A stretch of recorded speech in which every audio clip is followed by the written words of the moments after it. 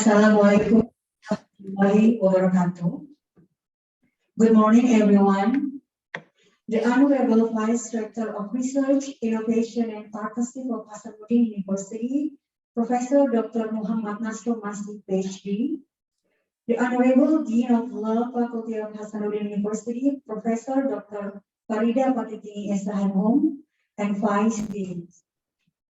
The Honorable Inbound Professor of Law, Hasanuddin University, from School of Law, University of California, Berkeley, Mr. Stephen A. Rosenbaum, Professors and Lecturers of Law, Faculty, Hasanuddin University, ladies and gentlemen, and all the participants. My name is Nurniati, and it's an honor for me to host in this special occasion of Top Scientist Webinar Series 6. Beyond the faculty rules, linking education, practice, and legal profession, organized by Hasanuddin University. Despite the current global pandemic of COVID-19 that has hit the world for over a year now, we are grateful that we can conduct this event and meet virtually. Before we proceed to our main agenda, I would like to invite the Dean of Law Faculty of Hasanuddin University, Professor Dr. Farida Patiti SHM, to deliver her remarks. And without further ado, please welcome Professor Dr. Farida Patiti.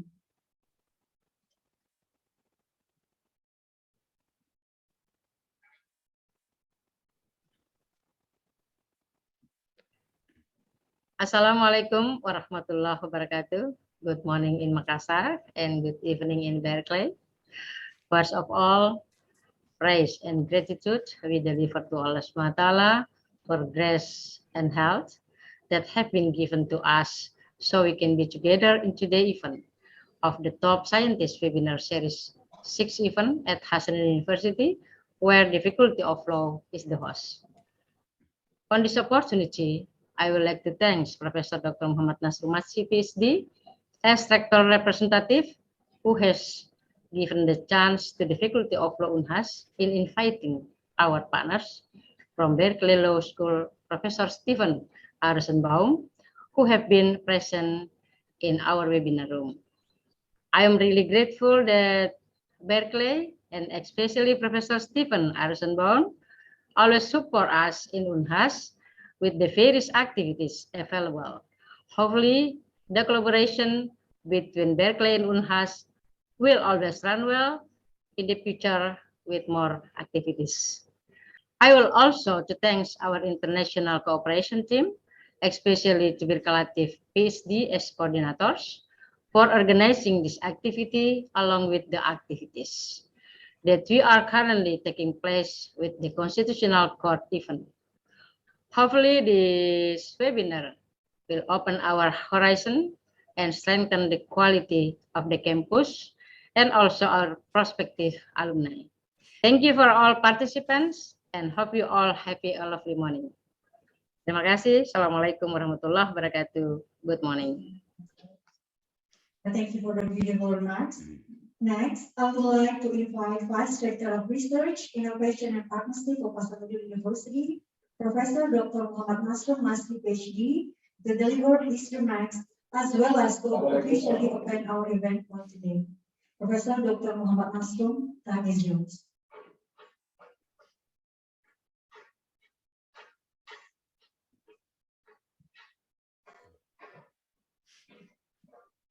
Assalamualaikum warahmatullahi wabarakatuh. Good morning, ladies and gentlemen. The Honorable invited speaker, the Honorable Dean of the Faculty of Law, and distinguished guests, ladies and gentlemen. First of all, I would like to take this opportunity to welcome you all to the Top Scientist Webinar Series 6, conducted by Faculty of Law and World Class University Program of Hasanuddin University. Praise and great gratitude to Allah, the Almighty God, for all His blessing, grace, and mercies upon us so we can gather today to attend this webinar in good health. My warm welcome and gratitude to the distinguished, the invited speaker, and all participants who attend this webinar by online and offline from numerous places in Indonesia and the other countries. Special thanks to Professor Stephen Rosenbaum from School of Law, University of California, for making yourself available to talk on this webinar. I believe that your talk and presentation will be significantly enrich the quality of the webinar and provide new ideas and scientific information to all attendees and participants. Ladies and gentlemen, our program today is in accordance with the policy of the Ministry of Education, Culture, Research, and Technology through world-class university. Last month, we celebrate the 65th anniversary of our university, and at the same time, we got a great news that Hasanuddin University has been recognized as a world-class university in the last World University ranking released by Time Higher Education. Furthermore, Hasanuddin University is also ranked 1001 until 1200 in TS Global World Ranking 2022. Honorable guests and ladies and gentlemen, the theme of this webinar today is Beyond the Faculty of Four Walls, Linking Education, Practice, and the Legal Profession. It is very important to the Faculty of Law and the other law participants to be more aware and active in supporting the community. Honorable guests, ladies and gentlemen, as the Vice Rector of Research, Innovation, and Partnership, Hasanuddin University, I would like to take this opportunity to give high appreciation to the Professor Stephen Rosenbaum for his availability to be our speaker. Through this webinar, I hope that we can conduct more collaboration between Hasanuddin University and School of Law, University of California in research, general lecture, etc. in the future. I also thank the Dean of the Faculty of Law for hosting this event. Special appreciation to the organizing committee for their hard work, and I hope also that each and all of the participants will acquire useful information from the speaker today. And with that, I would like to conclude my remark and to officially open this webinar. Bismillahirrahmanirrahim. With the blessing of Allah, God Almighty, I officially open this webinar. Wabillahi taufiq wal hidayah. Wassalamualaikum warahmatullahi wabarakatuh. Thank you, Professor Dr. Muhammad Hashim, for the great speech and for opening this event. And now we will proceed to our main agenda of today's webinar. This webinar will be hosted by Dr. Birkahamdin Esa MALM, who now serves as Secretary of International Law Department in Law Faculty of Hasanuddin University. And without further ado, I pass the floor to our moderator for today, Dr. Birkahamdin. Thank you so much for the master ceremony today. Assalamualaikum warahmatullahi wabarakatuh. Om Swastiastu, Namo Buddhaya, salam kebajikan, selamat pagi dan salam sejahtera untuk kita semua. Praise and gratitude we send it to the God Almighty for this place, so we could join to the 6th top scientific webinar series of Hasanuddin University today. I expressly thank you to the Dean of Hasanuddin University Law Faculty, Professor Farida Patitingi SHM, and also Professor Muhammad Nasrul Masih, PhD SPNK, as the Rector Representative for the welcoming and also opening speech. On this bright Saturday, Professor Stephen Rosenbaum, MPP and JD from Berkeley Law School which is as a Unhas partner in collaboration for issue of scientific and also academic purpose. Hello, Professor Stephen. How are you? Good, thank you. Terima kasih. I'm so happy that you are available today. And I also believe this is evening time, yeah, at your place. Yes. Yeah. Thank you. And without any pending time again, I will read a short bio, this curriculum vitae from Professor Stephen.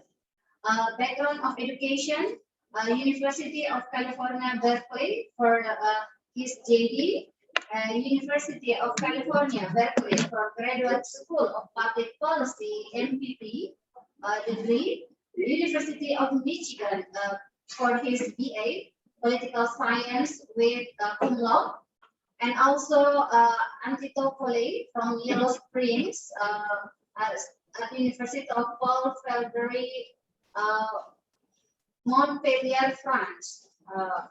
He also, Professor Stephen, already have engaged with a lot of teaching, academic, and also publication. One is from nowadays in Frank C. Newman Lecture, University of California, Berkeley School of Law. Also become as a faculty affiliate for Disability Studies Program, the SP University of Washington.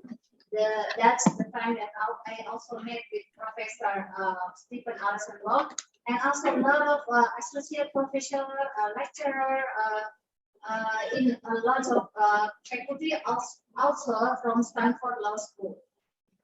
He also, Professor Stephen Rosenbaum, also have a legal practice for pro bono counsel in La Raza Centro Legal, San Francisco, pro bono counsel in California, rural legal assistance, a senior staff attorney for Child Care Law Center, also senior legal support officer for international team leader at CLA. So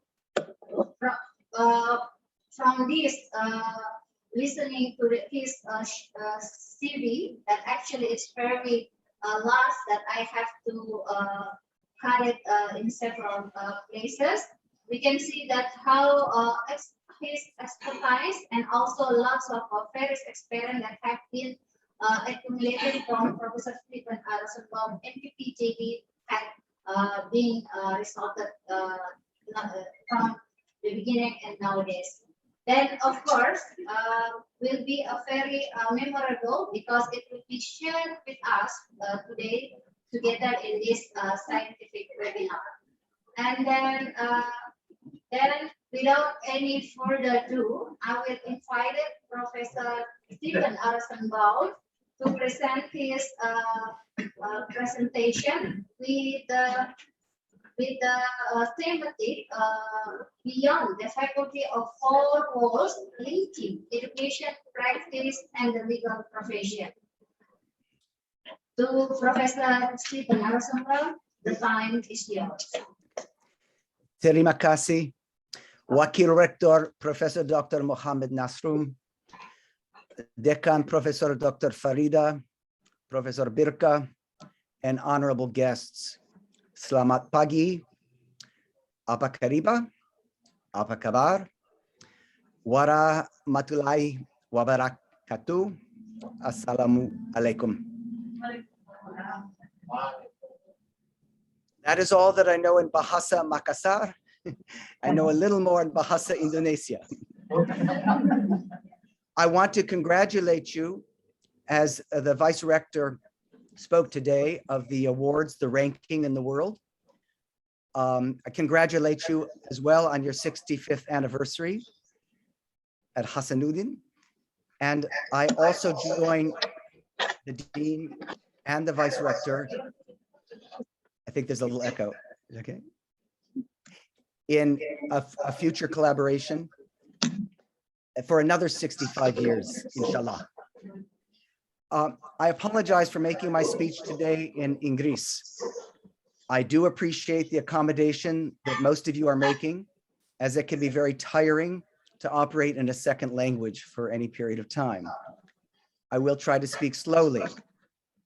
As you heard, my talk today is entitled Beyond the Fakultas Four Walls, Linking Legal Education, Practice, and the Legal Profession.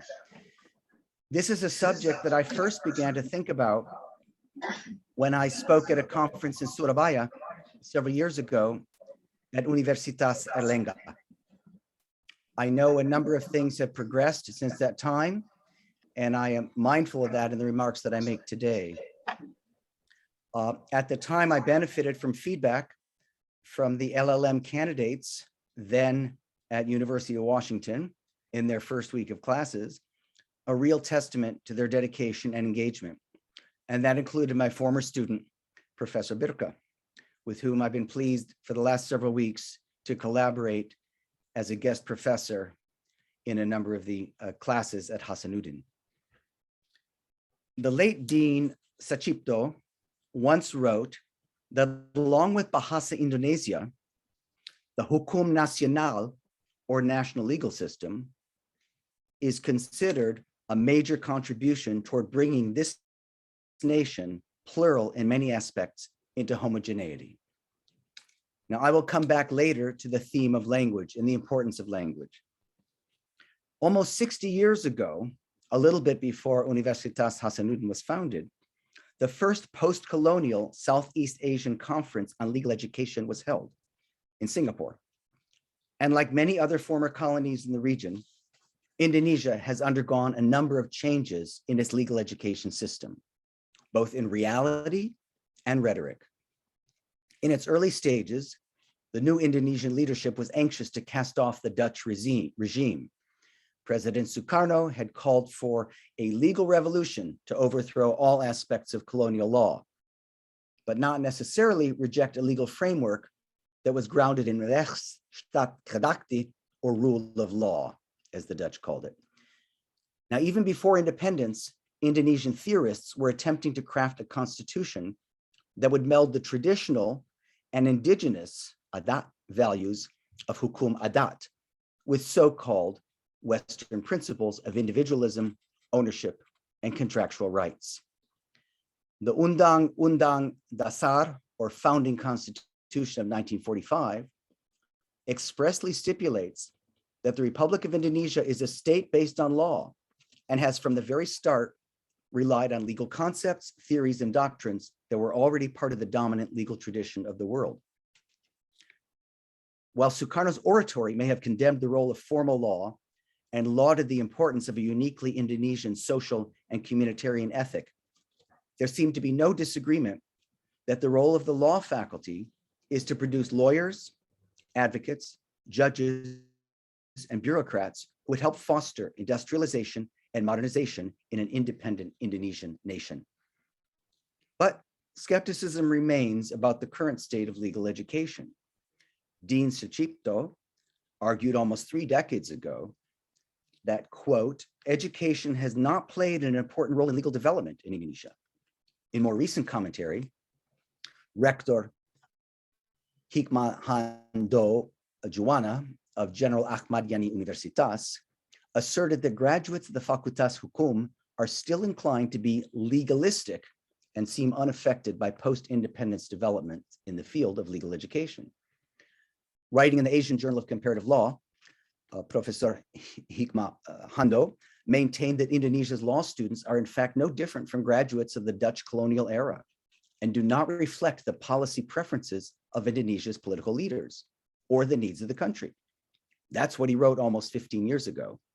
Moreover, he claimed that those who teach law are resistant to change and continue to ignore the fundamental changes in the professed objectives of legal education. Now, that may be an overstatement, particularly with the passage of time. I'm just giving you a quote of Professor Hikmahanto. Now, commentators and educators do not necessarily agree on the objectives. 2 main areas: the appropriate curricular balance between theory, doctrine, and practice, or what role the government should play in directing the orientation of legal studies and careers. 2 contrasting types of thought.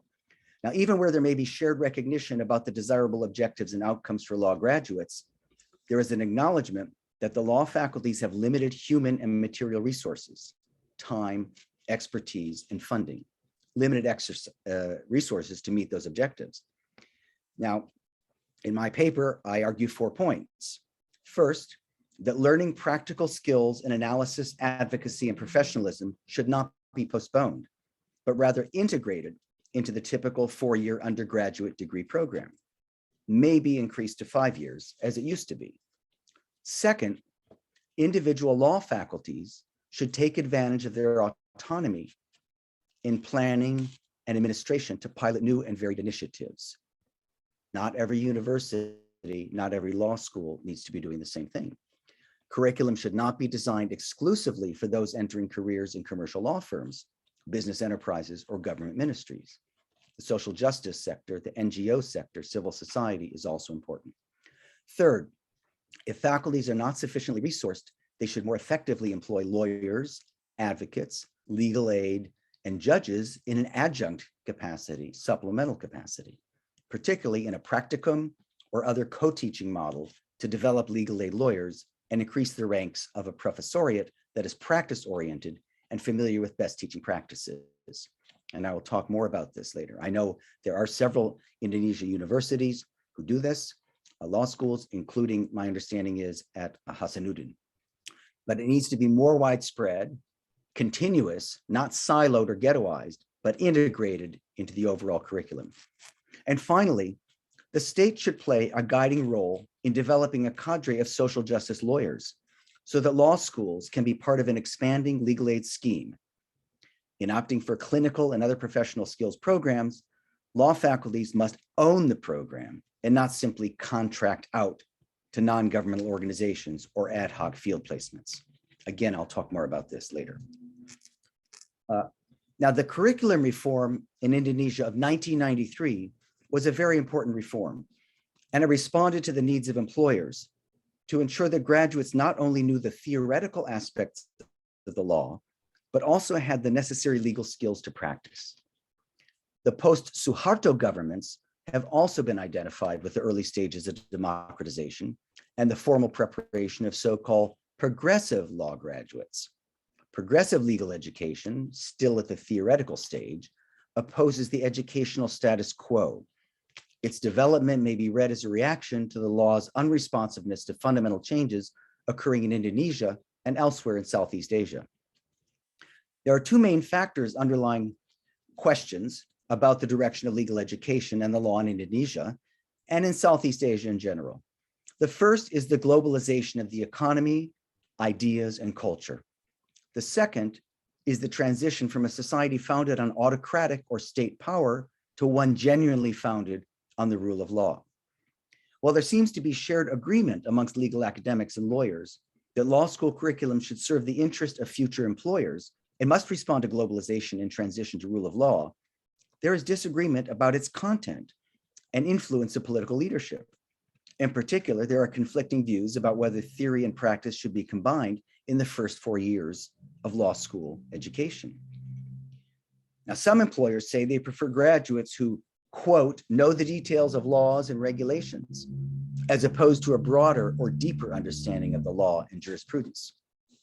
The dichotomy between knowledge of legal detail and greater understanding of the law seems to mirror what one Southeast Asian law commentator calls the doctrinal versus the theoretical approach. And that commentator is Law Dean Tang Cheng Han of the National University of Singapore. He argues that the theoretical focuses on facilitating student understanding of legal theory and concepts and an awareness of differences in approach in other legal systems, while doctrinal is on mastery of codes and regulations. The employer preference for mastery of doctrinal detail seems counterintuitive and even ironic, given the need for critical thinking and practical skills to enter a profession, to energize the economy, or to aid development. Professor Hikmanhado asserts that whatever professional education does exist in Indonesia tends to repeat what was learned at the law faculty for two basic reasons. First, the courses are taught mainly by academics who generally have minimal experience in legal practice, if any. Second, practitioners who do teach in the professional program often use material that is theoretical in nature, somewhat ironic. Professor Hikmanhado also urges policymakers and law faculties to pay more attention to the supporting infrastructure, the professionalism of lecturers, teaching methodology, library resources, research and journal expertise, lecture rooms, and the very large class sizes. During this time of COVID and the Zoom classes, some of those things have been managed. Some would say it's not ideal, but the size of the classroom is less important right now as we're in this small screen. Moreover, there is the phenomenon that senior members of the faculty are often attracted away from the faculty to administrative posts on campus or more prestigious and perhaps more lucrative work opportunities off campus. Teaching technique and faculty retention are two other areas of concern. Lecturers must be capable of encouraging students to know more about the topics under discussion and must abandon the one-way communication method. As Professor Hikmanhado has observed, this Eurocentric method of lecturing can be alienating. Students may get bored because the course materials are foreign to them and they think the law is not real or something that they can relate to, but is merely a mandatory class requirement. And this is particularly true with the huge number of courses that students must take during their 4 years and beyond at the university. And again, this is especially true in these days of Zooming and Zoom fatigue. It can be a lot of overload. One of my students at UW referred to this as the lecturer who prepares everything from buying the ingredients to cooking and feeding the students. I find that an appropriate metaphor. Professor Hikmanhado wrote in the Singapore Journal of International and Comparative Law, quote, "In my experience, I have had to refer to the Hollywood television series Xena, Warrior Princess, or the Academy Award-winning movie Gladiator, in order to make students understand the time and setting when international law was at its infancy." Now, although he was writing specifically about the teaching of international law, it is safe to assume that his critique is generalizable to other course subjects. Engaging students in active learning activities, despite our rhetoric about active engagement and interactive teaching, where they must do something to mentally process the concepts they're learning instead of merely sitting and listening. This is what is crucial to learning. Students must see their learning as important to their personal and professional needs. Consistent with adult learning theory, law students want to understand the relationship between the learning goals of the class and the methods the professor is using to achieve those goals. Students should be in control of their own learning process and have a role in deciding what and how they will learn. And this is true. This is not unique to Indonesia or to Southeast Asia. This is true throughout the world. And this would be the goal of student-centered learning, which one of my students told me is actually official policy in Indonesia. There's widespread consensus among educators that students learn best when they are active participants in the learning process. Active learning and authentic lawyering experiences, including role-playing, help students maintain interest in the learning process. And ultimately, as students want to become good lawyers, professors should connect learning to law practice, have explicit expectation, give clinics an opportunity to practice, give feedback, and allow them to show progress in multiple ways. And I know with your laboratory and your clinics, your Klinik Hukum, this is in fact what's happening at Hasanuddin and other universities. Hikmanhado also talked about competency-based curriculum. This is now, as I understand it, part of the tertiary education, at least of the law faculty. I understand it began in the nation's primary and secondary schools, but the CBC, competency-based curriculum approach, is there to identify the professions that law graduates are likely to enter. And I won't go into a lot of detail about what those competencies are, because obviously the ministry and the law faculties have gone through that process. And that's an improvement in the last several years. Now, in theory, every law school now has the freedom to amend or improve their curriculum as it sees fit, given the autonomy I spoke about earlier. Deans of the state-run law faculties have also taken the initiative to convene periodically as the deans of the Indonesian Public Law Faculties Cooperation Board. Now, notwithstanding these arguments above, Professor Dr. Hikmanhado maintains that law school cannot inculcate both a thorough theoretical understanding of the law and the skills demanded by the world of commerce, government, and society at large. The fusion of university and professional legal education is not a realistic objective, he argues, because the allocation of time for students to garner both theoretical and practical knowledge, that is professionalism, is too short. I respect that view. It is shared by others.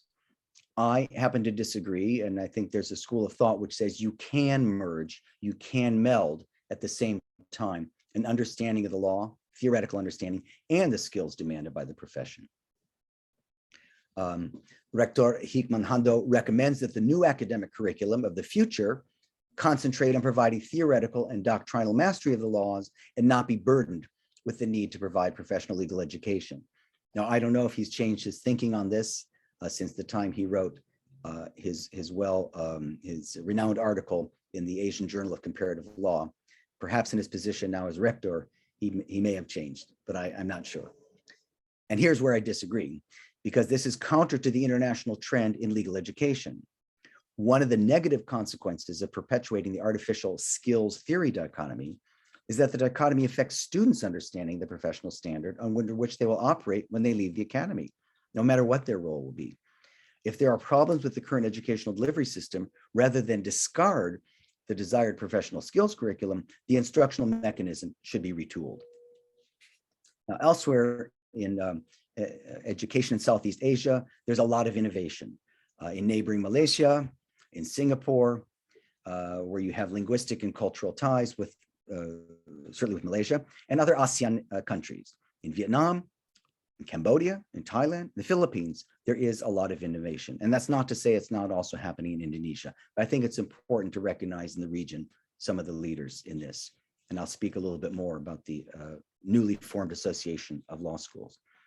The pedagogical debate concerning the primacy of legal theory or doctrine over professionalism and skills has been simmering throughout the Southeast Asian region. A number of national and private law schools, sometimes in partnership with NGOs, have been successfully piloting some form of experiential or clinical education. Yet not all jurists or legal educators are convinced of the merits of this approach.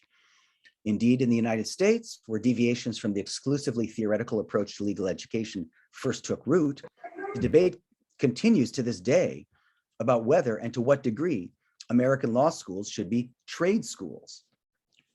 An American Bar Association task force report on the future of legal education, released several years ago, recommends that delivery of value to students in law schools and in programs of law-related education should be emphasized.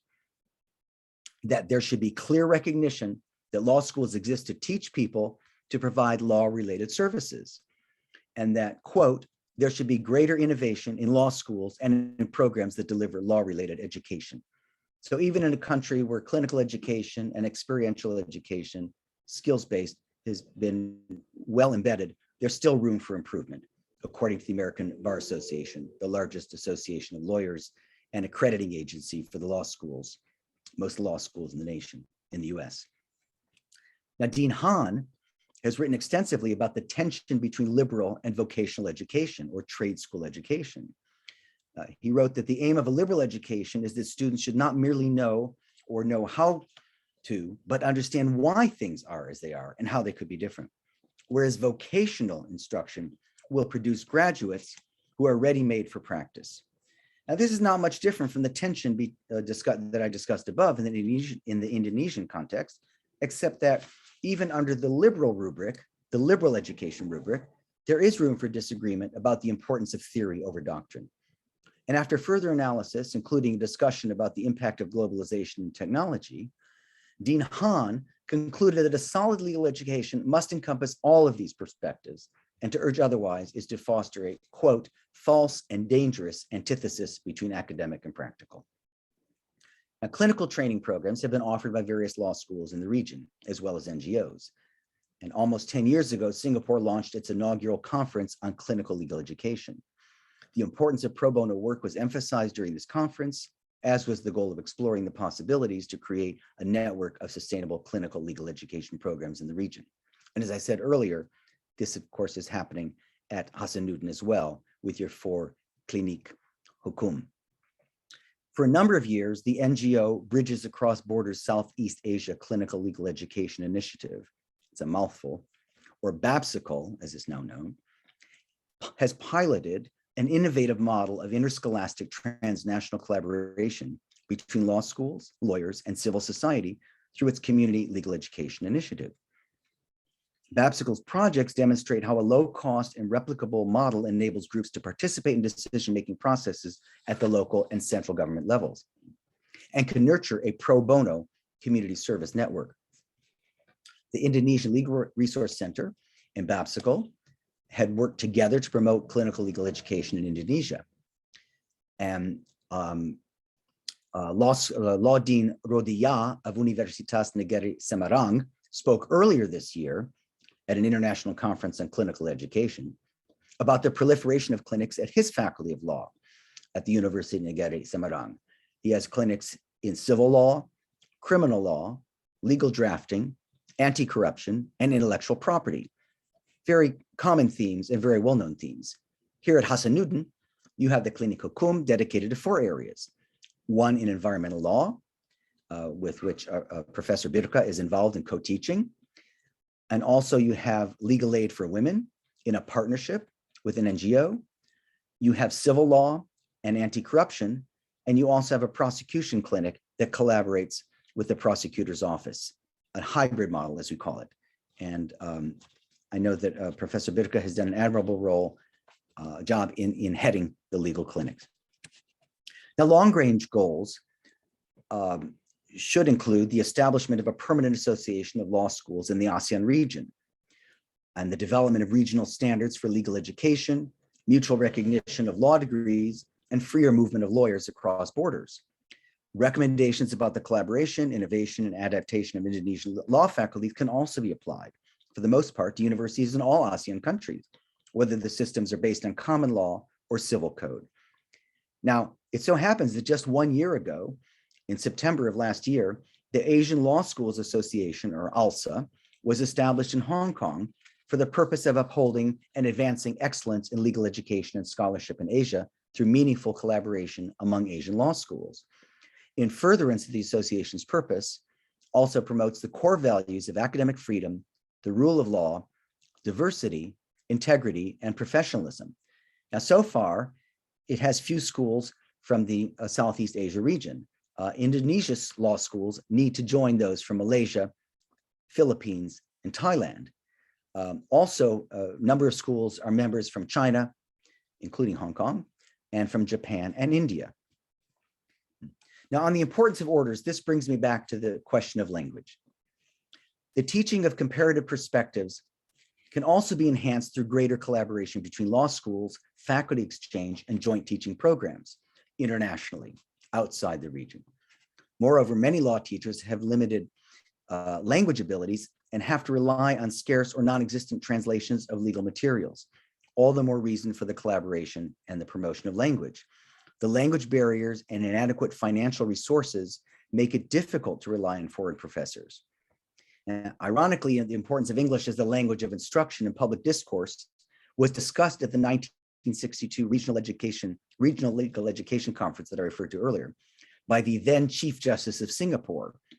And he urged the former colonies not to reject English under the pressure of nationalism, but to retain and strengthen it as a national asset. Now, I know that wasn't the dominant language in Indonesia, but that was true for many of your peer countries in the region. And in building a nation, not only rejecting the widely spoken Javanese and its dialects and other regional tongues, as well as the oppressor's language, Dutch, what happened in that process was a loss of some knowledge and facility with Dutch and the jurisprudence and commentary that might have facilitated growth of the Hukum Nasional from the very beginning of independence. Now, English, not because it's my native tongue, or that I believe in American exceptionalism, that the American way is right, but it does open doors to research, to networking, to study, to dialogue, and cross-border collaboration and teaching. I want to speak briefly about the important legal aid law number 16 of 2011, Indonesia legal aid law, which was adopted 10 years ago. This too is an opportunity for law schools and law students to obtain skills and fill an unmet need. Attorney Anaratna Ning C of the Indonesian Association of Legal Aid Societies for Women wrote about the new law at the time, quote, "The legal aid service delivery in Indonesia has entered a new chapter." And I think her view was shared by many. Mbak Erna claimed that the current legal aid providers were not yet meeting the needs of the poor community in the criminal, civil, or administrative forums. The advocacy work has been taken up mainly by accredited civil society organizations and community-based paralegals. And according to a report issued 2 years ago by researcher Muhammad Rizaldi of UI's Indonesian Court Monitoring Society, MAPI, MAPPI, the legal aid system is poorly financed and lacking in administrative support. And many municipal and provincial governments, including in Jakarta, have failed to participate. There are also obstacles in eligibility for assistance and undercompensated reimbursements to those who are providing these services.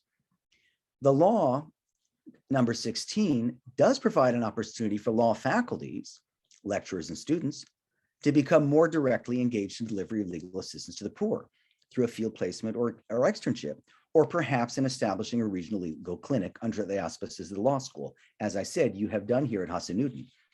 But it's possible for the law schools to augment the role already being played by the off-campus legal aid centers run by the CSOs who are registered for that, as well as the independent paralegal or the supervised paralegals. Even if students or teaching staff do not opt for direct delivery of services, the expansion of a government-mandated national legal aid program should prompt the creation and expansion of law school courses and activities that foster vocational professional skills and recruitment of the necessary personnel to teach those courses dedicated to the law that assists poor people. I know at Hasanuddin, I understand you have a legal aid and consultation unit, but I understand that's for the academic community. And so I'm speaking of a much larger role to be played by law school faculties in terms of assisting the National Legal Aid Network. Professors Erna Ratnaningsi and Ernie Herawati of the Faculty of Humanities at Universitas Bina Nusantara, Jakarta. Sorry for my mispronunciation. Let me try that again. Universitas Bina Nusantara in Jakarta. These two professors, Professors Erna and Ernie, advocated in favor of the model I just spoke about in a paper they wrote in 2019. Thus, law schools can become an integral part of the legal aid network by training students with an emphasis on social justice and providing assistance to the poor. In order to impart practical legal skills, prepare students for professional service, law schools have to have adequate faculty resources. Now, as I noted above, many law schools have a dearth of teaching staff that have practitioner experience. And this is not an unusual situation. This is true in many parts of the world. In some countries, teachers are not allowed to both at the same time, law teachers both practice law and also teach, whether it's their civil service capacity or simply the concern about the conflict and the time. This means that law faculty have to collaborate with members of the private bar, with government ministries, and the judiciary by inviting individuals to teach on a part-time or adjunct basis. And many are already doing this at several law schools. Adjuncts are adept at integrating theory and practice, improving the transfer of practical skills to students. Moreover, their special contribution is that they're able to think transactionally, combining theory and practice in a strategic way. They also provide supplemental perspectives and insights on legal reasoning, critical thinking, crafting legal arguments, and on the subject matter of the particular course, and can serve as professional role models, particularly when they see themselves as practitioners in the classroom and not try to imitate the role of traditional law teachers, as I spoke about earlier. Students learn the lingo of experts in their fields to perform the work of the experts and the importance of an interrelationship between sophisticated legal analysis and practical lawyering skills. There's a particular model I want to talk about, which is a co-teaching or practicum model. A practicum in which a skills-based course is taught concurrently with the doctrinal course in the same area of law is one means of increasing practical training within the academy, while rejecting the dichotomy that I spoke about earlier between legal skills and legal substance. Students who enroll in both the doctrinal course and the practicum receive an opportunity for practical experience and personal feedback on projects requiring writing, research, analysis, and client communication related to that substantive area of law. And again, you have instructors from a practical background, from a practice background, and those from the academy in this model of co-teaching or practicum. It can be a vehicle for increasing interaction between the law school and the local bar or bench, members of the bar, the members of the legal profession, and the judges.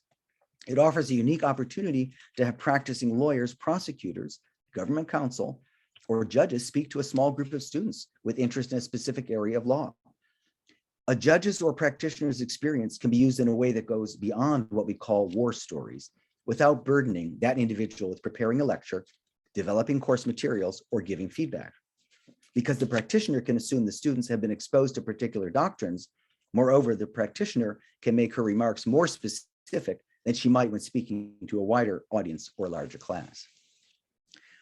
Practitioners can add illustrations from their own cases and offer personal and different perspectives. Students have the benefit of hearing the vocabulary used in this area of practice and witnessing for themselves some of the disagreements within a specific social context. For some students, this will be their first direct contact with someone practicing in the area that the student hopes to enter in the discourse. The practicum model also recognizes that the doctrinal professor may not have time to devote to or expertise in developing writing assignments and detailed exercise problems. Either the professor or adjunct may assume primary teaching responsibility for the practicum. The doctrinal professor and practicum professor should ideally work closely, regardless of the doctrinal professor's level of involvement in the actual teaching of the practicum. This high level of cooperation must be grounded in the belief that the two instructors are equals and respect each other's strengths, as the situation does have the potential to exacerbate status differences. The practicum's small size and close link to a doctrinal course set it apart from other classes. They give students an opportunity to improve their analytical skills through writing and practical exercise in the context of a core curricular course. By contrast, traditional skills courses, such as clinical programs, field placements, externships, or judicial advocacy courses, require large investments of student time, not to mention a greater faculty to student ratio. The practicum's flexibility also makes it a cost-efficient supplement to expensive externships or clinical programs. Large-scale courses that combine doctrinal lectures with research and simulations can require the involvement of more faculty time than many administrations will find economically feasible. Flexibility is an important asset to the practicum concept. Although labor-intensive to develop, as is any new course, a practicum can be offered in 1 year, but not the next, depending on faculty interest and other commitments and adjunct availability. By contrast, clinics cannot be started 1 year and put on hiatus the next. In addition, the practicum can be modified to suit changes in the faculty who are teaching the doctrinal courses and in the textbook used in that course or faculty schedule. It may meet weekly or bi-weekly to allow time for out-of-class exercises. The practicum may meet for only portions of the semester, providing intensive study over a shortened period of time. Now, ideally, the doctrinal course could serve as the hub of a wheel of practicum offerings. For example, a public international law course could offer several practica simultaneously, each with a different skill or practice focus: drafting resolutions or agreements, negotiating disputes, and preparing for litigation.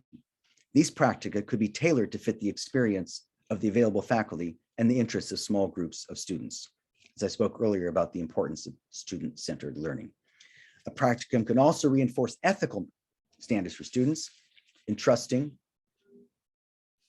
order and new order, which had placed a heavy burden on legal education. Law faculties will no longer be burdened with transient interests that ultimately have a negligible significance for law graduates in the future. This does not mean, however, that Indonesian leaders need be silent. Political and policy direction can help ensure that a new cadre of attorneys and advocates are available to serve the legal needs of the poor, as I spoke about earlier, and those are clearly national policy needs.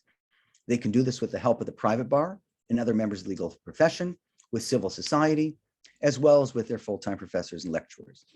If there is a heavy burden placed on legal education, it should be that social justice values be part of any curricular reform. Only by embracing the teaching of these values can students become effective pro bono advocates and shapers of public policy and develop empathy with their clients. As an undergraduate institution, which is not simply training future attorneys, the law faculty in Indonesia has a duty to impart knowledge, skills, and values to professionals who will serve society in other ways, as well as the duty to generally prepare a citizenry for an inquisitive, informed, and active life. And while the acquisition of professional skills is a worthwhile objective for law students, it is only part of what it takes to develop a lawyer to the point where she can address the needs of clients who are disenfranchised or underrepresented in a society undergoing social transformation. Rector Hikmanhado cautions that the solution offered must be implemented so that students, lecturers, and other stakeholders will be prepared for the change and professional training to the private bar, which leaves students unprepared to confront specific ethical questions in context. A single course in professional responsibility cannot adequately instill ethical standards, in part because students do not do real work in those courses.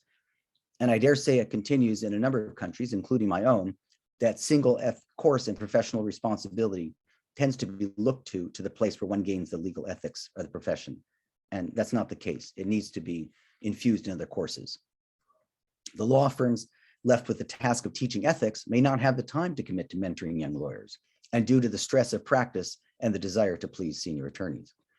Schools should also take advantage of opportunities to integrate adjunct faculty, adjunct lecturers into the classroom with full-time faculty.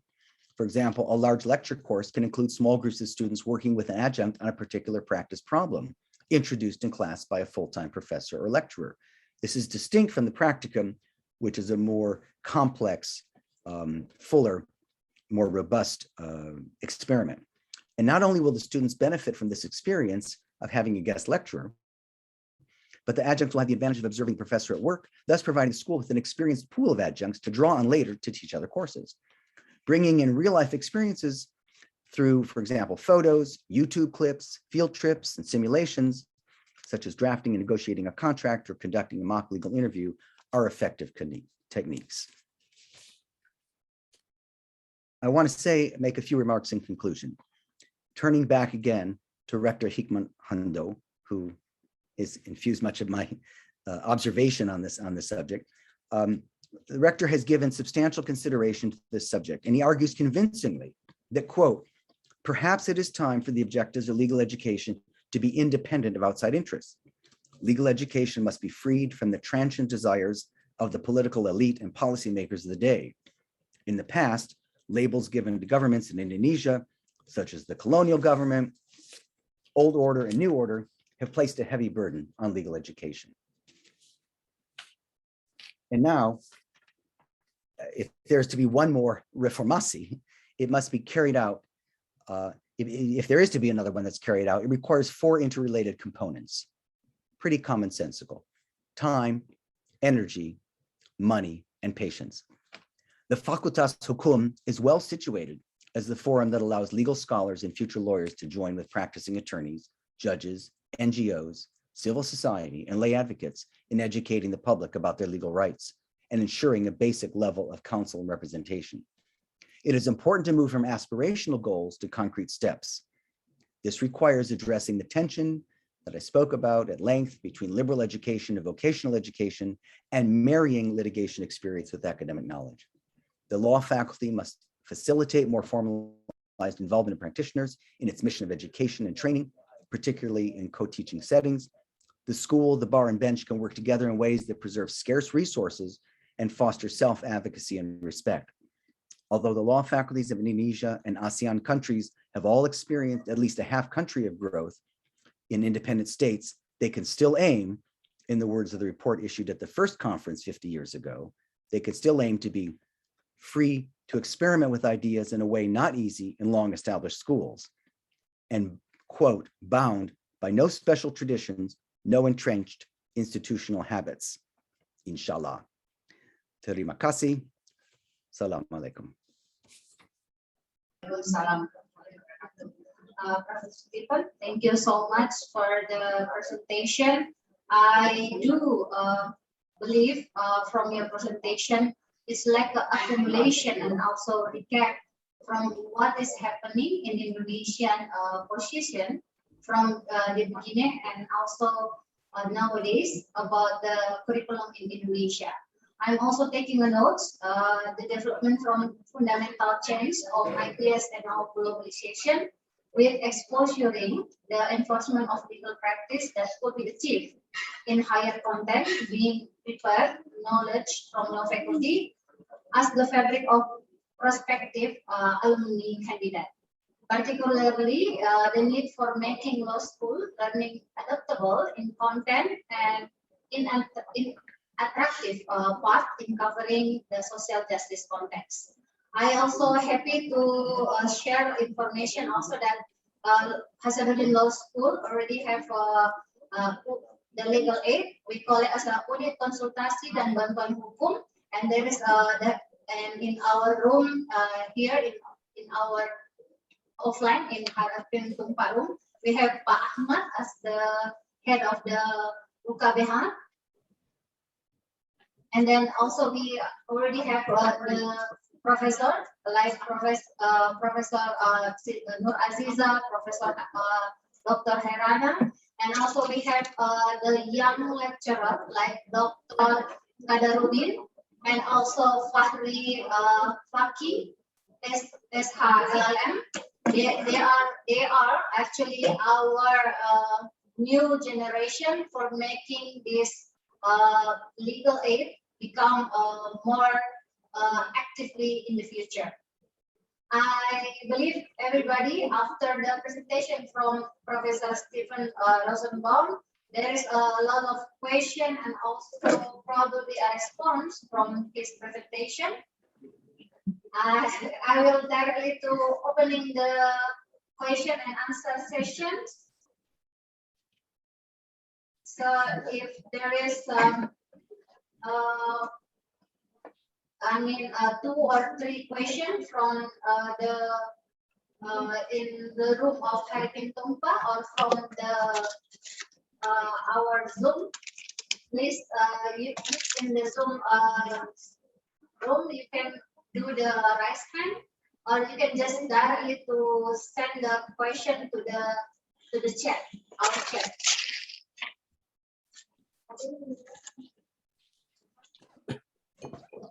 We also have to give also the position of law clinic in Unhas that actually is not only Unhas who already get this law clinic established, but also in University Indonesia, UI, UGM, Unpad, Airlangga, also Unhas, Sriwijaya, Unsri, Udayana, as first of the generation from law clinic in case of law faculty in Indonesia. For the people, jadi yang ingin bertanya boleh dalam bahasa Indonesia, nanti kemudian saya bisa bantu untuk translate pada Prof. Stephen Rosenbaum. Silakan yang mau bertanya, baik yang di ruangan Haripin Tumpa ataupun yang ada di room webinar, silakan bisa melalui raise hand ataupun juga memasukkan pertanyaan di roomnya. Ya.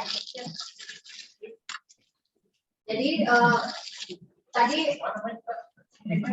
baik, there is one from Haripin Tumpa room.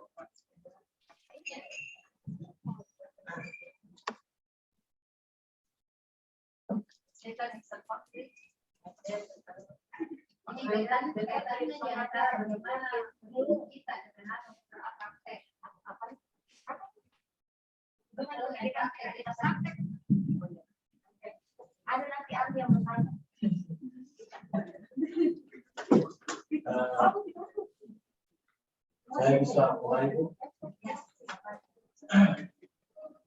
Terima kasih, salam hormat pada Prof sebagai sumber hari ini.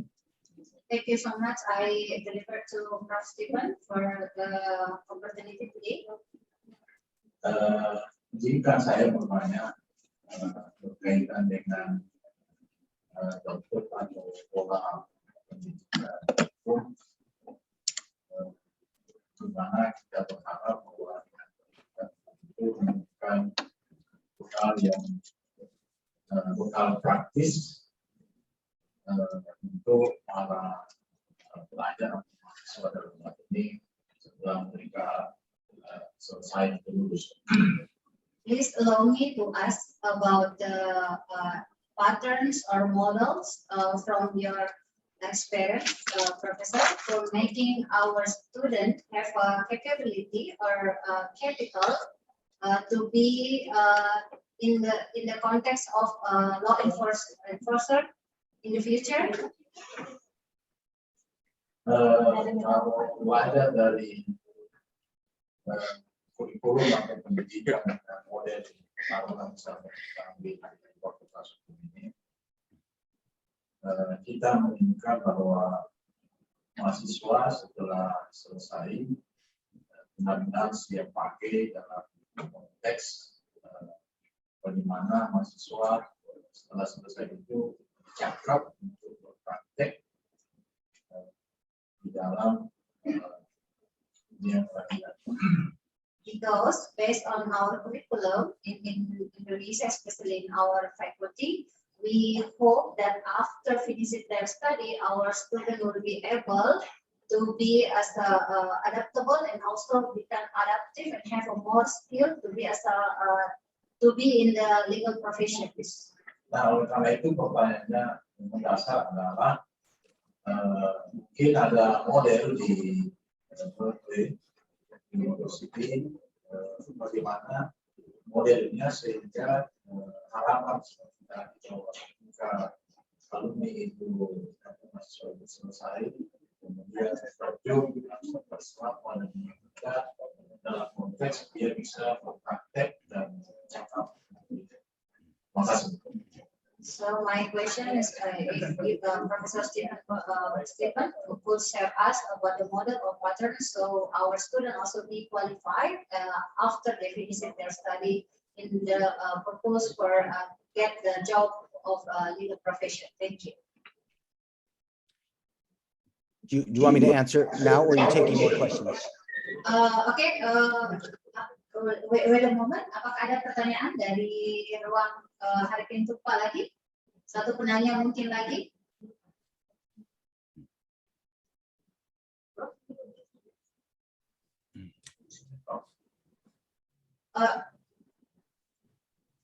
Tadi satu penanya.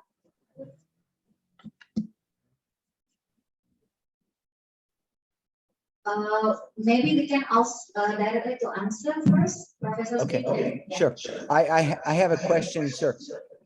When you talked about law enforcement, I hear an echo, or prosecution, are you talking about being ready for any position in the legal profession? Or are you speaking specifically about law enforcement, which we usually think of as prosecutors, police, attorney general?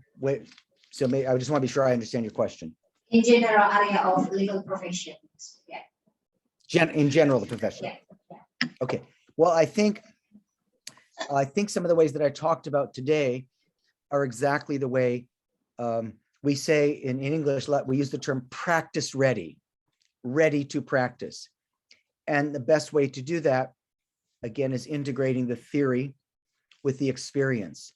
So as I said before, you want to have the doctrinal courses so you understand, you have your various departments at the law school. You've got your international law, you have your public law, your private law, your adat, you have social welfare, you have civil, a whole number of subjects that are unique to Indonesia. You have also ASEAN accords in the region. You've got United Nations treaties on the international, in the public international stage.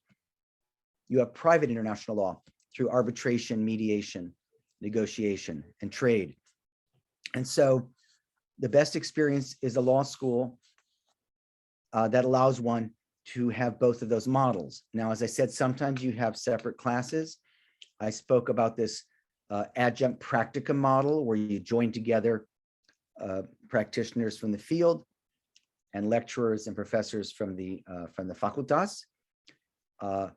Allows both the experience and the theoretical knowledge. You have your clinics, your Klinik Hukum. You have your other experiences working in a law office, in a private law firm, for the during the semester, between the semesters. Oh, maybe I should be stopping. Are you going to translate this or no? I'm speaking a long time. I'll just keep speaking. Okay. So you have many different, so not only is it important within law school to have those experiential opportunities, but outside as well. The government, with a judge, with the attorney general, with the private law firm, with civil society organizations, with the legal aid for poor people. So that a mix of experiences that the student has in the classroom and outside the classroom will lead to that practice-ready attorney at the end of it. Now, having said that, I recognize that many students are not going on to become lawyers, but it will aid their professionalism wherever they are in society and whatever role they play as citizens in the Indonesian society. Thank you so much, Professor Stephen, for the answer. Jadi tadi secara sepintas saya memberikan jawaban atas dari Prof. Stephen bahwa sebenarnya berdasarkan kurikulum dan sebagainya itu kita semuanya sudah memiliki beberapa ya, khususnya yang berkaitan dengan kementerian. Di satu sisi itu kita memberikan pengajaran atau materi yang berkaitan doktrinal, tetapi di sisi yang lain juga kita harus lengkapi dengan pengalaman praktek. Nah, ini mungkin agak terbantu kalau kita di Fakultas Hukum Unhas kita sudah memiliki unit hukum, unit konsultasi dan bantuan hukum, sehingga kemudian anak mahasiswa kita itu bisa menerapkan ya kemahiran lainnya dan program lainnya. Tetapi satu yang paling penting, yang utama adalah bagaimana pilihan profesi yang diinginkan oleh calon alumni kita, entah itu dia mau menjadi misalnya menjadi pengacara, jaksa, hakim dan lainnya, ataupun tidak salah satu dari sana, tetapi mereka telah memiliki bukan saja etos kerja, tetapi juga memiliki sisi profesional terhadap bidangnya masing-masing. Ya, mungkin demikian. Bisa lanjut sedikit. Ya. Oke, Prof. Stephen, Pak Ahmad, still wanna add something? Is it okay? Of course. Yeah. Baik, jadi thanks. Saya ingin lanjut dan ingin tanggapan dari Prof. Kementerian sekarang ini menerapkan namanya Merdeka Belajar. Merdeka Belajar dalam konteks kalau tidak salah saya menerjemahkan, Kementerian dalam hal ini Menteri Pendidikan, Kebudayaan, Riset dan Teknologi bahkan mencanangkan SKS itu tidak perlu terlalu banyak. Nah, oleh karena itu dengan Merdeka Belajar. Ahmad, bisa saya potong sebentar, nanti saya takut saya lupa. So, Professor Stephen, nowadays in our Minister of Education, we have a program we call as the Merdeka Belajar, free of learning, that actually our students can freely to choose the credits and also the subject. Nah, kemudian kementerian mempunyai ide kuliahnya itu bahkan bisa di kantor-kantor pengacara atau instansi penegak hukum kalau dia memang mau menggeluti nantinya pekerjaan di bidang profesi hukum. Ya, Pak Ahmad tadi disebutkan mengenai apa SKS-nya ya? Ya, apa tadi? SKS-nya malah dikurangi hanya sekitar 20 lebih. Okay. And also this Merdeka Belajar, the free of learning, also have a policy to reduce the credits of the subject. It will be achievable to 20 credits, and also engage the experiential component which they can learn or do the internship from another office or institutions? Jadi pertanyaannya, bagaimana Prof melihat atau menilai model merdeka belajar yang seperti itu? Thanks. And his question is, how do you think, Professor Stephen Bob, about this new models in Indonesia for making a qualified student of law student in the future? Thank you. Yes, thank you. That's very interesting to hear about that innovation. And I think that's exactly along the lines of what I'm talking about. I'll pause so that you can jump in. Ya, jadi terima kasih untuk informasi tersebut, dan itu merupakan inovasi yang luar biasa ya, yang bagus untuk kedepannya. Jadi, I think that there are many models for combining the experience, in this case with the ministry, outside of the law school, combining that experience with the student in the school. That's an ideal way to actually learn those skills, the experiential education. So that's exactly along the lines, I think, of what I'm talking about. And it's very exciting to hear about that innovation from the ministry. Jadi dengan bentuk model yang program Merdeka Belajar itu merupakan sebenarnya hal yang berkaitan erat dengan apa yang telah saya berikan materi tadi, bagaimana kemudian ada inovasi, mahasiswa kita itu dapat diberikan kesempatan untuk melaksanakan experiential learning-nya atau pengalaman langsung, dan mendapatkan juga pengalaman secara langsung di institusi ataupun kantor-kantor yang ada yang diprakarsai oleh Kementerian Pendidikan. Prof. Stephen, they are laughing at you because you are clearly and very precisely to pronounce jadi. That's like jadi mungkin. Yeah, okay. Because he already in several classes with me, and he always heard me if I translated something and I said jadi. So you remember it. Yeah. Thank you so much from Ahmad, and there's another question from Anis. Farid. Okay. Farid. Okay. Thank you, Ms. Birkan. Hi, Prof. Stephen. I'm Ahmad Farid. I'm a member in Law Faculty of Pasadena University. I came from a different background. I'm a lawyer in Jakarta. I'm trying to follow up the question from Ahmad. In my experience, law practicing, especially in lawyering, is more pragmatical compared to the law school tends to be normative. How to cope this gap? Because for me, this is a problem. If our students get education more be pragmatical, it would be dangerous for them because they tend to leave the basic theory of law. This is the first question. My second question, in Law Faculty of Pasadena University, have some lecturer come from or they got their master's degree from common law country like United States or United Kingdom or Australia. And in my opinion, their view might be influenced by the common law theories. In your opinion, this influence is good or bad for teaching law in civil law country like Indonesia or especially in Indonesia? Thank you. Yes, terima kasih for that question. Let me answer your second one first. That is a debate that goes on throughout the world.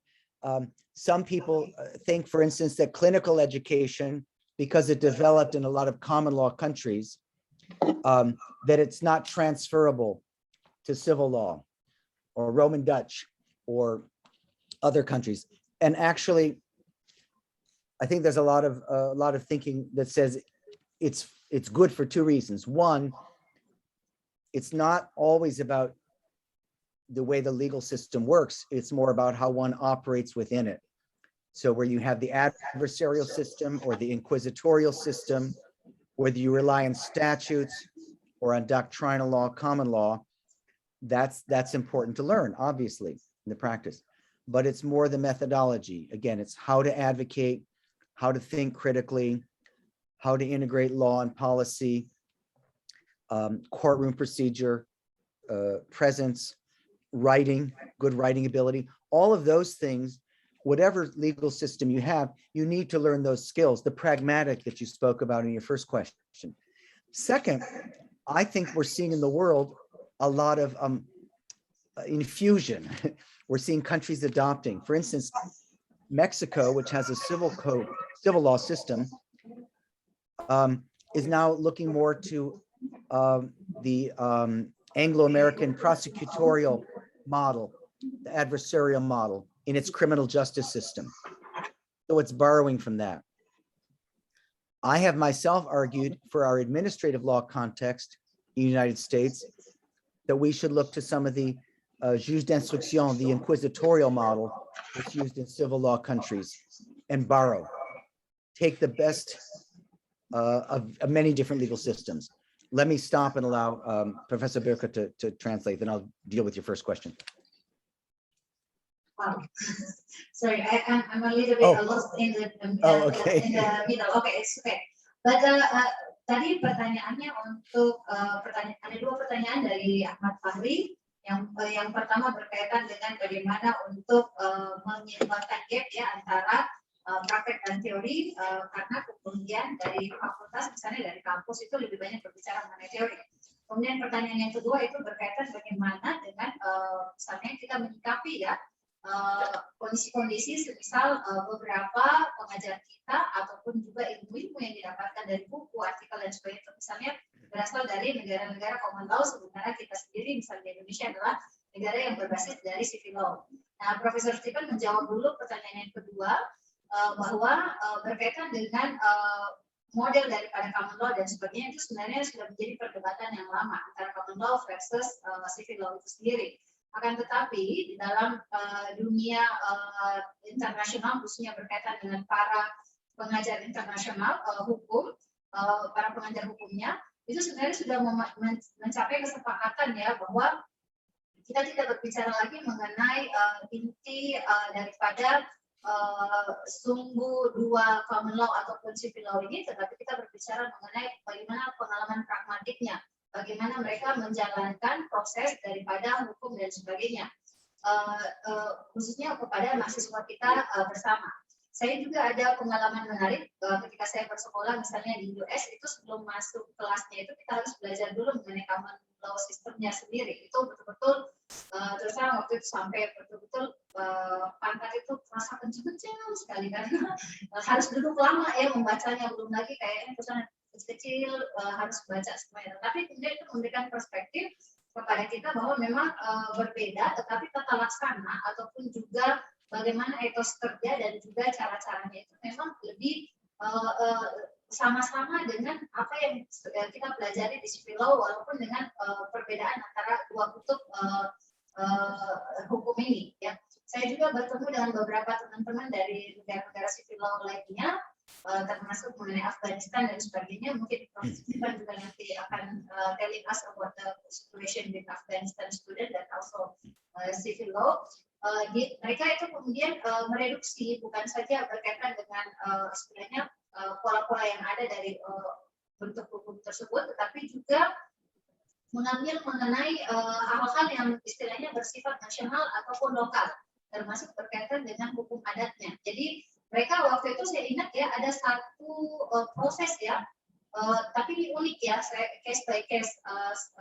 Ada satu saya lupa pembunuhan ya, proses pembunuhan, kasus pembunuhan, kemudian akhirnya berdasarkan hukum adatnya mereka itu kemudian harus menyelesaikan bahwa yang pembunuh itu harus mencukupi semua kebutuhan daripada keluarga yang meninggal ini, karena laki-laki yang dibunuh sehingga dia harus mensupport semua kehidupan sehari-harinya. Dari situlah saya melihat bahwa masing-masing konteks dari isu hukum ataupun kutub-kutub ini akan kembali kepada alurnya mereka sendiri. Bagaimana kemudian hukum yang hidup di negara itu kemudian dikembangkan. Tujuan daripada sebenarnya metode yang disebutkan oleh Prof. Stephen tadi itu hanya untuk menguatkan, merapikan, dan sekaligus memberikan struktur bahwa ini minimal dasar ataupun modal yang diberikan kepada anak mahasiswa kita nanti ke depan. Ya, baik Profesor. Ya. Wow, that was a lot. That was a lot. That's a lot. Now, Yeah. I'm sorry, as to the first question, because the microphone was it was a lot of echo. I'm not sure I understood Yeah, if it was, it's- yeah, you want to repeat it? Go ahead. Yeah, Farid mentioned about how to handle the gap between the theoretical things and also practical when we are in the we are our student in the real case or maybe in the internship position or in the institution if they are doing the job. Yeah, how to handle that? How to handle the difference between the pragmatic. Pragmatical and also the yeah. Yeah, well, I think this is exactly the challenge. Is we need to find a way to make sure that there's an understanding between why are we learning the law and how is it applied. And again, there's different ways to do that. It can be done in the classroom with some exercises, with some role play, simulations. I'll stop, give you more time to translate smaller chunks. Oke, jadi sebenarnya dengan bagaimana kemudian untuk mengisi ya ruang antara gap teori dengan praktek itu sebenarnya diharapkan bahwa kita dari kampus itu bisa memberikan inovasi-inovasi pengajaran. Misalnya kita memberikan role play, studi kasus dan sebagainya sehingga anak-anak itu merasakan oh seperti ini nanti yang dihadapi pada saat kita misalnya di lapangan. It can also happen in the clinic hukum, where it's within the law school, you've got teachers there, and they're learning, and students learning practical skills. So it is the way to integrate it. Jadi juga bisa melalui klinik hukum, misalnya bagaimana kemudian mengintegrasikan antara ilmu yang didapatkan dari kelas kita, kemudian kepada saat dia melakukan misalnya pemagangan ataupun kondisi-kondisi di lapangan lainnya. Jadi sudah mematchingkan antara teori dan praktek tersebut. You have students go into law offices, like your law office, as I understand you're a lawyer in Makassar. And at the same time, they're learning skills at your office. They also have a class which helps them understand the law, things that they don't necessarily get at the workplace, at the field placement, they get back in the classroom. Call that an externship or internship. Oh iya, tadi Prof. Stephen juga sempat menyebut mengenai komunal dan sipil itu mengenai infusion ataupun percampuran infusi antara baik komunal dan sipil, begitupun juga pada saat misalnya akan berbicara mengenai teori dan praktek. Bagaimana kemudian misalnya mahasiswa kita yang pergi magang ke tempat lain, tempat kerja atau institusi itu kemudian mendapatkan skill baru yang kemudian dia akan berkonsultasi lagi kembali kepada kita para dosennya mengenai skill tersebut. Jadi akan ada two-way feedback. Jadi akan ada masukan-masukan dari dua arah. Ya. And you also have the co-teaching practicum model I spoke about. You have a practitioner at the university, the facultas, and you have the lecturers and professors there, and they're teaching a course together. They are co-teaching, and you get the doctrine and the skills that you're talking about, the theory and the practice. Dan kemudian ada namanya mengajar bersama co-teaching. Jadi pengajar dari institusi tempat mereka magang ataupun praktek itu kemudian mengajarkan kepada mereka dan kita juga bersama-sama memberikan bagian kita misalnya berkaitan dengan prinsip-prinsip ataupun juga hal-hal yang berkaitan secara teoretikal dari ilmu hukum itu sendiri. Jadi diharapkan nanti bersama itu akan memberikan kolaborasi keilmuan kepada mahasiswa kita untuk lebih kuat keilmuannya. Ya. I hope that responds to your question. Ya. Semoga itu menjawab ya tadi pertanyaan dari Fahri. Ya. Ada penanya terakhir mungkin? Ya. Oke. There is one more question, Professor Stephen, is that fine? Of course. Ya. Silakan ke. Assalamualaikum warahmatullahi wabarakatuh. Selamat siang, Prof. Stephen. Pertama-tama saya mau berangkat dari teori Robert Statement mengatakan bahwa the law of the non-transferability of law, bahwa hukum tidak bisa ditransfer begitu saja dari satu negara ke negara lain. Kemudian ini menarik bahwa teori negara berkembang dengan negara maju. Kalau Indonesia pada tahap ini bahwa teori negara berkembang dengan negara maju itu kan tidak hanya berfokus pada pada ilmu ekonomi juga. Saya pikir dalam ilmu hukum juga seperti itu. Kemudian ada pola pemberlakuan yang berbeda antara bagaimana kemudian negara berkembang dengan negara maju, kemudian mengeksplor atau apa yang kemudian yang harus difokusi.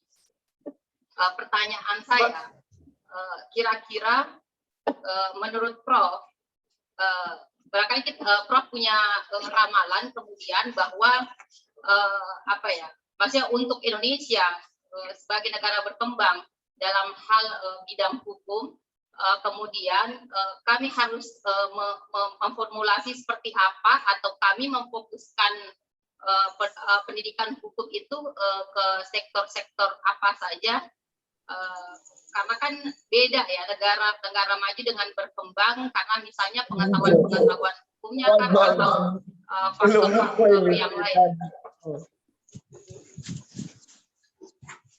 Wait a moment, we have to mute someone. Yes. Ya. Mudah-mudahan bisa maksud saya Prof, karena kami misalnya Indonesia masih negara berkembang, kemudian barangkali tingkat kesadaran hukum juga berbeda, misalnya dengan mahasiswa di Berkeley dengan di Indonesia, karena tingkat kesadaran berbeda, karena pola pendidikan juga yang kemudian tidak sama, sehingga kita posisi kita yang kemudian berbeda. Kemudian menurut Prof. Stephen, kira-kira seperti apa formulasi pendidikan hukum Indonesia itu, kita kemana, atau kita fokus ke ilmu hukum spesifikasi di bidang-bidang apa saja sebagai negara berkembang untuk kemudian kami bisa merangkak jalan seperti negara-negara berkembang, misalnya seperti di Amerika seperti itu. Kemudian yang kedua, yang kedua itu mengenai kesadaran hukum yang terpenting nantinya untuk sebagai calon-calon penegak hukum. Sistem pendidikan seperti apa yang kita butuhkan sebenarnya untuk kemudian sebelum mahasiswa kita atau mahasiswa kita kemudian masuk di dunia praktik seperti itu, atau menjadi profesi hakim kah, lawyer kah, dan sebagainya. Kemudian kan harus diawali dengan kesadaran hukum dari mahasiswa itu ya, sehingga nanti kemudian nantinya mahasiswa itu pada tahap selanjutnya bisa kemudian tetap idealis dengan nilai-nilai hukum yang akan dibawanya. Bagaimana membangun kesadaran hukum itu seperti itu. Terima kasih Prof. Assalamualaikum warahmatullahi wabarakatuh dan selamat siang. Thank you so much from Andi Sahdia. Prof. Stephen, she's mentioned about one of the theory from Robert Statement, the law of non-transferability. I hope I get it right. But so means that how the concept from another country or another theory from another country could be adjustable to other country, yeah. And then based on that, she's take information about the situation, especially in Indonesia, because we are a developing country. She's mentioned about we cannot be in the same position with, for example, USA with or other developed country. If we just take and then just use it in our own country, is it considerably possible in Indonesia or not? And she has two questions. The first one about what do you think, and what is your prediction about Indonesian situation? Which one of the legal issues that or field that might be possible or urged to be used or to be learned in Indonesia. So we can also have the same position with another countries, for example, like USA. And second of her question about legal awareness, how to quantify this legal awareness and give it to our student. If from Berkeley Law School also have like a perspective to have and also to giving this legal awareness to our student in here. Thank you. Thank you for the question. Let me answer the second one first.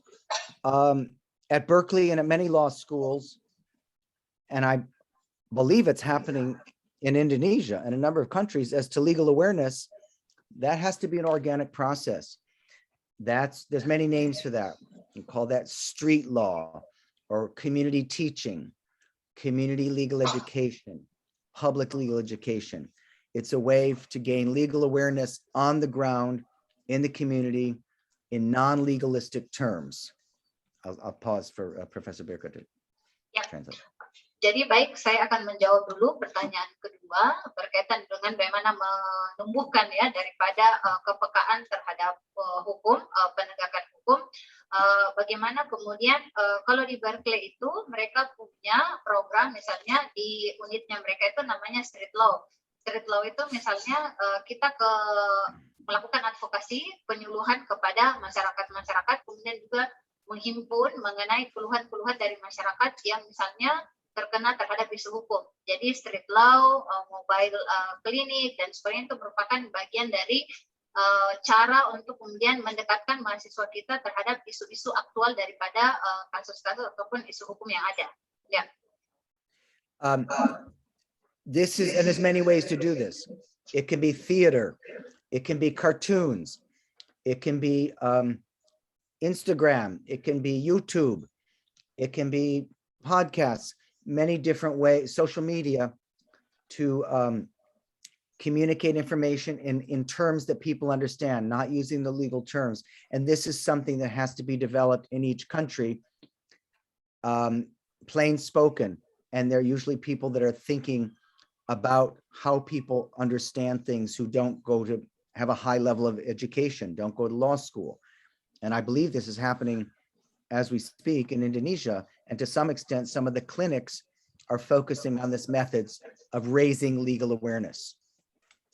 Jadi bentuk daripada bagaimana memberikan kesadaran terhadap mahasiswa kita itu juga bisa melalui media-media sederhana, misalnya kartun, sosial media, Instagram, YouTube dan sebagainya kepada mahasiswa kita untuk bisa menyentil mengenai isu-isu ataupun kasus-kasus yang dianggap memang spesifik itu yang paling mengemuka. Kemudian yang kedua disampaikan oleh Prof. Stephen bahwa bagaimana kemudian metode-metode ini dilaksanakan dan dia bersifat organik, dilaksanakan terus-menerus sehingga kemudian mahasiswa juga cenderung bisa menyikapi terhadap kondisi ataupun kasus-kasus yang ada. I'm so sorry, maybe in some of part I lose it. Okay. I'm not sure I understood the first part. It sounded to me it was a little bit like transplanting other legal systems to Indonesia from other countries, pretty much like the questioner before. Is that right? The first one is about her perspective about also doubtness about how we, for example, we have another perspective theory. It's from outside of Indonesia and cannot be planted in Indonesia, especially for the legal issues. And that's why she also want you to share your prediction. If you want to choose the field of the law itself, which one of specific subject that probably would be used to be learned in Indonesia, so we can be in the same wavelength with you in USA or especially. Okay. Well, I think it's important that each country decide how to integrate the law practiced elsewhere. We have international law, we have law in other countries, we have models that we may want to bring in, but that's where the country Indonesians need to decide for themselves what looks of interest, by studying, by reading about, by having exchanges, by observing, people visiting. You get a good experience about the kinds of legal regimes and models, as we do in the US, looking at what other countries do across the world. There's no one right answer as to how you integrate that. It has to begin in the home country, deciding if you have an issue of child welfare, you have a question about affordable housing, you have issues about gun control, you have issues about freedom of speech. Look to models in other places and then bring those in. Some of these are determined by trade in the world, international commercial transactions. Those will dictate what a country needs to do, and other international agreements. But other things, countries should always be, the legal thinkers should always be looking at different models that are available throughout the world, and see what's a good fit for one's own country. Okay, can I translate it, please? Yes, please. Yes. Oke, ya jadi menurut Prof. Stephen Rosenbaum sebenarnya tidak ada satu model yang tepat, tidak ada satu model yang istilahnya sempurna langsung bisa dilekatkan, karena ya, Amerika saja sendiri belajar misalnya ke Myanmar, ada yang misalnya mereka dapat profesor atau peserta didik yang datang, mereka belajar dari sana. Kemudian misalnya juga dengan Indonesia, mereka juga belajar tentang Indonesia. Jadi masing-masing dari negara itu saling belajar. Kemudian nanti akan menentukan yang mana model yang paling tepat, tergantung kepada kebutuhan ataupun kepentingan dari negara masing-masing. Terhadap isu-isu misalnya berkaitan dengan anak, bagaimana kemudian meningkatkan perlindungan dan juga peningkatan kesejahteraan. Isu misalnya kemudian berkaitan dengan rumah, bagaimana kemudian membuat kebijakan untuk misalnya membuat rumah yang bisa disediakan dengan baik oleh pemerintah. Begitupun juga misalnya USA, misalnya mengenai pelarangan terhadap pemilikan senjata, itu juga dilakukan oleh negara-negara. Jadi sebenarnya kita bisa beranjak melihat daripada isu-isu internasional, salah satunya itu juga mengenai transaksi internasional. Di situ kita melihat bagaimana kemudian negara melakukan pertemuan, kemudian melakukan perhubungan dan melihat mana yang paling tepat untuk kepentingan daripada negara masing-masing. Yeah. I see a question in the chat from Wayudi Pratama. Yeah. And I think, well, people can see the chat. Yeah. Okay, I'm opening. Yeah. Or you can read it to maybe say to people Okay. too. But anyway, or I'll read it. My question is, what exactly you hope from the law firm in Indonesia to make your statement that really important to move from aspirational goals to concrete steps? Can you explain? Yeah. I think when I was talking about aspiration to concrete, that was more moving from the theory to practice. As far as what we learned from the law firm, as the gentleman asked earlier, the lawyer in the audience asked earlier, you will learn from different law offices, different ways of practice. The private law firm, the government law office, the prosecutor, CSO, legal aid. They all have their own way of operating, and the students who serve there as an apprentice, as an intern, as an extern, will learn the practice from the lawyers who are there, and ideally have a classroom teaching that complements that, so they can reflect on that practice and learn about it more, have a discussion back at the university. I see now Wayudi Pratama picture there, right? Thank you. Yeah. So I hope okay, so that's my answer. Thank you, Professor Stephen. So a question from Wayudi Pratama about how to move from aspirational goals to concrete steps, yeah, to Indonesia. So actually in our sebenarnya dalam praktek ya dan sebagainya itu sudah disampaikan oleh Prof. Stephen bahwa bagaimana kemudian mengantarkan atau mendesain anak mahasiswa kita ini untuk bisa memiliki peluang-peluang, baik itu mendapatkan kemahiran, skill dan sebagainya pada saat dia berada di tempat pemagangan, tetapi juga mendapatkan juga peluang lainnya, semisal mendapatkan ilmu baru dan juga mungkin networking untuk kedepannya. Satu juga mungkin saya secara pribadi akan menyampaikan bahwa susunan sebenarnya kalau kita membandingkan selintas di Amerika Serikat itu sendiri, pada saat misalnya kita anak mahasiswa itu masuk di klinik hukum, law clinic, mereka di sana punyanya law clinic, mereka institusinya, maka anak-anak itu akan sangat mendapatkan rekomendasi yang besar pada saat misalnya mereka mau ikut PKPA kalau di kita di Indonesia, mau ikut ujian profesi advokat, itu akan sangat tinggi sekali nilainya, dia akan dihitung. Jadi di sana ada juga mungkin perbedaan sedikit ya. Kalau di sana kurikulum daripada hukumnya itu sangat juga di backup oleh diminta masukan dari bar association-nya. Jadi dari mana kalau kayak kita mungkin kayak Peradi di Indonesia ataupun lembaga hukum lainnya yang kemudian memberikan formulasi mereka menginginkan seperti ini nanti calon alumninya kalau sudah selesai seperti ini bidang-bidang ilmunya yang dimiliki.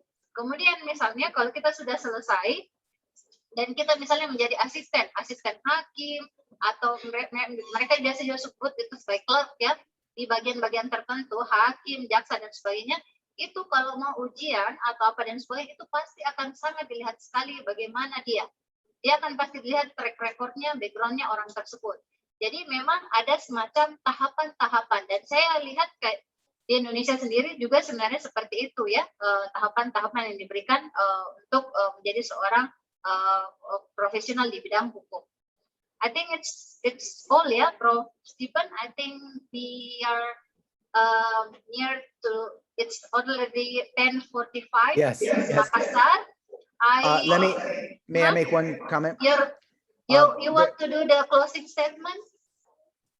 I don't have much to close, but let me say before that, there's a chat I don't understand if that's student C15 Qualcomm. If that's that student can email me or give you the what he wants to say, and I can respond to him by email. Does that make sense? Yeah. Jadi Okay. Oke. Jadi yang masih belum terjawabkan atau mungkin masih ada pertanyaan-pertanyaan lainnya, nanti silahkan mengontak saya, Bu Birkan, nanti kemudian saya akan bisa teruskan kepada Prof. Stephen berkaitan dengan pertanyaan-pertanyaannya, ataupun juga siapa tahu ada keinginan untuk melanjutkan studi karena Berkeley Law School sekarang sudah merupakan mitra kita ya dengan Fakultas Hukum Unhas. Jadi jangan malu-malu ya. So by closing, you mean me for the closing statement, yes? Yeah. Okay. Jadi, I want to thank you very much for the time we've spent together. Again, I appreciate the fact that there is a language barrier. It's not always easy to understand these thoughts. And again, I hope I've been clear that I'm respectful of what you are doing and creating there. I'm bringing some ideas that I think are of interest, many of which are already incorporated. So in that spirit, as which I made my presentation today. So without further ado, I say selamat tinggal. Assalamualaikum. Waalaikumsalam warahmatullahi wabarakatuh. Please give a big applause for our speaker today. That was our question and answer session today. I would like to thanks to our speaker, Professor Stephen Rosenbaum, MPPGD, for his willingness in our various ways activities together and make us to be motivated in strengthening our scientific capacity, especially in our faculty and Indonesia thoroughly in the future.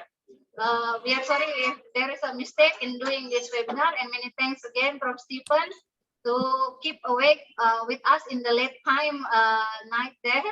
Thank you, and hope you always in a good health and always success to share the knowledge.